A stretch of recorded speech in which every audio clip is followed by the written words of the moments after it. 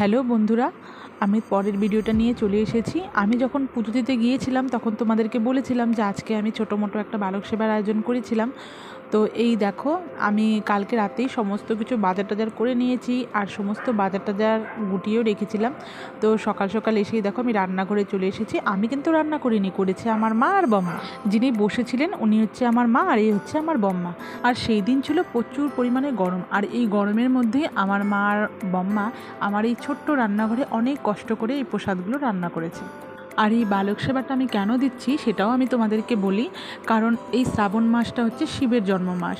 তো এই মাসে অনেকেই কিন্তু নিরামিষ খায়, নিয়ম করে। তো আমিও কোনো বছর করিনি, কিন্তু এইবার আমি শুরু করলাম শ্রাবণ মাসটাকে নিয়ম করে পালন করার জন্য।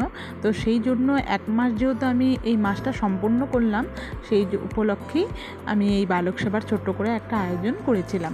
তো আগে আমি সমস্ত বাচ্চাকে আমি নিমন্ত্রণ করে রেখে দিয়েছিলাম এই বালক সেবার অনুষ্ঠানটার জন্য। তো এই দেখো সমস্ত বাচ্চারা আমার ঘরে চলে এসেছে। তো এই অনুষ্ঠান যেহেতু আমি আগে কোনো দিনও করিনি, এইটাই আমার প্রথম।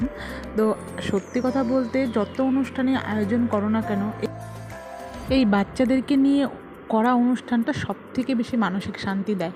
আর আমার বরের সেদিন এতটাই শান্তি লাগছিল যে এটা আমি ভাষায় কোনোদিনও প্রকাশ করতে পারবো না।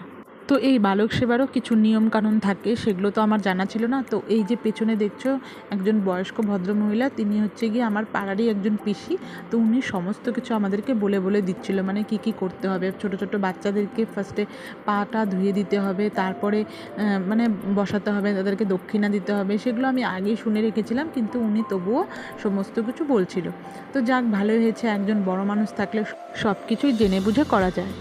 আমার বর বাচ্চা বলতে পাগল, আর বিশেষ করে এই সমস্ত অনুষ্ঠান ও ভীষণই ভালোবাসে। তাই দেখো বসে বসে কীভাবে এই অনুষ্ঠানটা উপভোগ করছিল, আমি সেটাই দিকে দেখছিলাম। তো যাই হোক, ওদেরকে প্রসাদ নেওয়ার জন্য দেখো সুন্দর করে বসিয়ে দেওয়া হয়েছে, সবার পাতে প্রসাদ দেওয়া হয়েছে। তো প্রসাদ দেওয়ার পরে কিন্তু আমাদের যেটা করতে হয় সেটা হচ্ছে ধূপ ধুনো দিয়ে ওদেরকে পুজো করে নিতে হবে। তো এই যে আমার বর দেখো সেই নিয়মগুলো করছে। তো এই অনুষ্ঠানটা করবে জন্য আমার বর অনেক দিন থেকেই সেই চিন্তাভাবনাটা করছিল, কিন্তু যবে থেকে আর কি শ্রাবণ মাস পড়েছে তবে থেকে ও বারবার করে একই কথা বলছিল যে বালক সেবাটা কবে দেওয়া হবে। তো আমি বললাম যে পুরো মাসটা সম্পূর্ণ করো, করার পর তারপরে বালক সেবাটা দাও। তা সেই অনুযায়ী কিন্তু আমার কথা মতো ও সমস্ত মাসটাই সম্পূর্ণ করে তারপরে কিন্তু এই বালক সেবার আয়োজনটা করেছে। তো যাই হোক, সম্পূর্ণ মাসটাই খুব ভালোভাবে আমরা কাটিয়েছি, কোনো রকম ভুল ত্রুটি হয়নি।